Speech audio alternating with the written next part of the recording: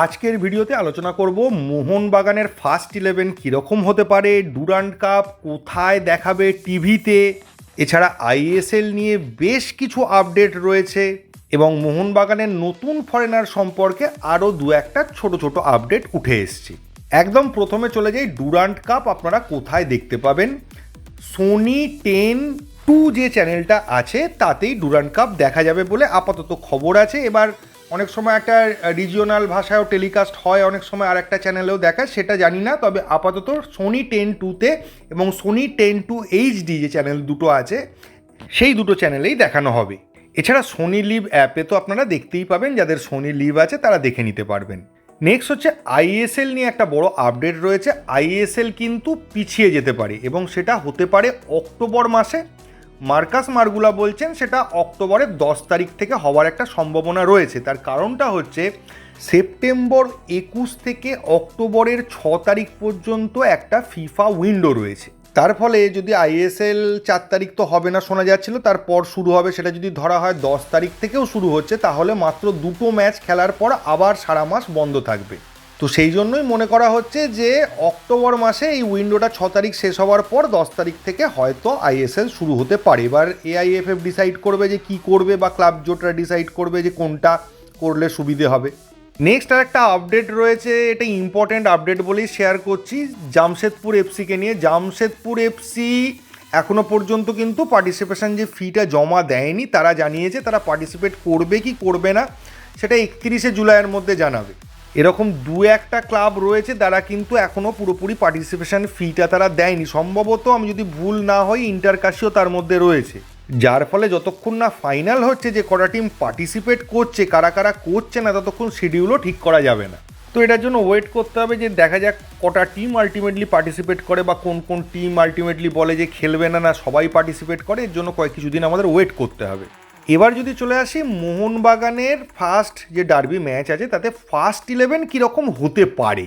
Generally derby ম্যাচের আগে first 11 দিই না, কিন্তু এই ম্যাচটা যেরমভাবে হচ্ছে সে তো প্রপার ডার্বি বলা চলে না, কারণ দুটো টিমই ঠিক মতো প্রস্তুতি নিতে পারেনি, দুটো টিমেরই সব প্লেয়ার নেই। তো সেই কারণেই দেখতে মানে একটা অ্যাজিউম করা যে কে কে খেলতে পারে বা ফার্স্ট 11টা কীরকম হতে পারে, কীরকম হলে বেটার হতে পারে। গোলে তো বিশাল রয়েছে, ওটা আলাদা করে বলার দরকার নেই। একদম লেফট সাইডে যদি চলে আসি, ব্যাকে সুভাশিস অথবা অভিষেকও খেলতে পারে। নেক্সট মাঝখানে সেন্টার ব্যাকের জায়গায় মেহতাব অ্যালবার্টোকে প্রয়োজন হলে নামানো হতে পারে। তার সাইডে অ্যালেক্স সাজি আছে, দরকার হলে রাহুল বেকে আছে। রাইট ব্যাকের জায়গায় অভিষেককে খেলাতে পারি, ওদিকে সুভাশিস খেলালে, বা রাহুল বেকেও রাইট ব্যাক খুব ভালো খেলতে পারে, অসুবিধের কোনো জায়গা নেই। সিডিএমের জায়গায় দীপক টাংরি রয়েছে, তা নাহলে অভিষেক সূর্যবংশী রয়েছে। তার সামনে সেন্ট্রাল মিডফিল্ডার হিসেবে থাপা, ওই জায়গাটা আমি অন্য কাউকে দেখছি না, থাপাই একমাত্র আমার মনে হচ্ছে সুটেবল হবে।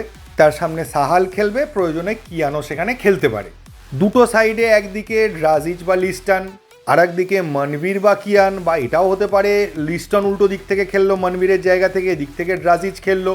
সায়নও একটা অপশান রয়েছে, যে কোনো দিকেই ও খেলতে পারে। স্ট্রাইকার হিসেবে একদম পজিটিভ স্ট্রাইকার রয়েছে সুহেল ভাট একমাত্র। এবার মনবীরও আমাদের ইন্ডিয়া টিমে স্ট্রাইকার খেলেছে, তাই মনবীরও স্ট্রাইকার খেলতে পারে। মনবীরের আবার ডার্বিতে গোল আছে, ডার্বিতে গোল করতে পারে, ফলে মনবীরকেও স্ট্রাইকার খেলানো যেতে পারে। এবার এর মধ্যে বাকি বিদেশি প্লেয়ার এলে তাদের ট্রাই করতে পারে। এই মুহূর্তে এটাই বেস্ট 11 আছে, এরা মোটামুটি খেলছে। দু একজন জুনিয়র প্লেয়ারকেও এখানে ইনপুট করা যেতে পারে, যেহেতু তারা কলকাতা লিগের ম্যাচটা রিসেন্টলি খেলেছে। কিন্তু ভাবুন এই টিমটাতে এখনও আপুইয়া ঢুকবে, ছাংতে ঢুকবে, মিগুয়েল ঢুকবে, জেলকোভিচ ঢুকবে, নতুন যে স্ট্রাইকার আছে ম্যাকলারেন বা সে স্ট্রাইকার কেউ একজন তো ঢুকবেই।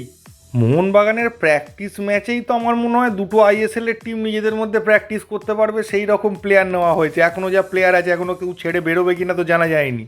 তবে আইএসএল খেলানোর মতো দুটো ব্যালেন্স টিম কিন্তু পুরো স্কোয়াড থেকে তৈরি করা যায়। কিয়ান, দীপেন্দু, অভিষেক সূর্যবংশী, সায়ন, এদেরকে ইউজ করলেই তো আপনার একটা টিম হয়ে যাবে, এরা প্রত্যেকে আইএসএল খেলার যোগ্য।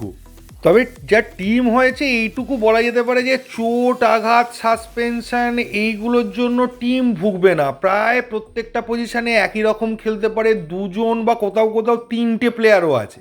প্লেয়ারের অভাব অন্তত হবে না যা টিম বানানো হয়েছে। এবার চলে আসি লাস্ট একটা ছোট্ট আপডেট রয়েছে, সেটা হচ্ছে মোহনবাগানের ষষ্ঠ বিদেশিকে নিয়ে। আমি গতকাল বলেছিলাম যে দুজন প্লেয়ারের নাম মানে দু জায়গা থেকে দুরকম শোনা যাচ্ছে। আজকে যেটা কনফার্ম হওয়া গেছে না, একজন ফরওয়ার্ডই আসছে, কোনো অ্যাটাকিং মিডফিল্ডার নয় এবং সে কোনো ফ্রি প্লেয়ার নয়, একজন কন্ট্রাক্টেড প্লেয়ার, সম্ভবত ট্রান্সফার ফি দিয়ে নিয়ে আসবে। তবে যেটা শোনা যাচ্ছে যে এটা আইএসএলের অন্যতম সেরা সাইনিং হতে পারে এবং এটার ঘোষণা খুব শিগগিরই হতে চলেছে এবং তার সাথে সাথে রবসানের গুড বাইয়ের ঘোষণাও কিন্তু হতে চলেছে, এরকম একটা খবর রয়েছে। তো দেখা যাক কি হয়। এই ভিডিওতে এইটুকুই। থ্যাংক ইউ, ধন্যবাদ এবং জয় মোহনবাগান।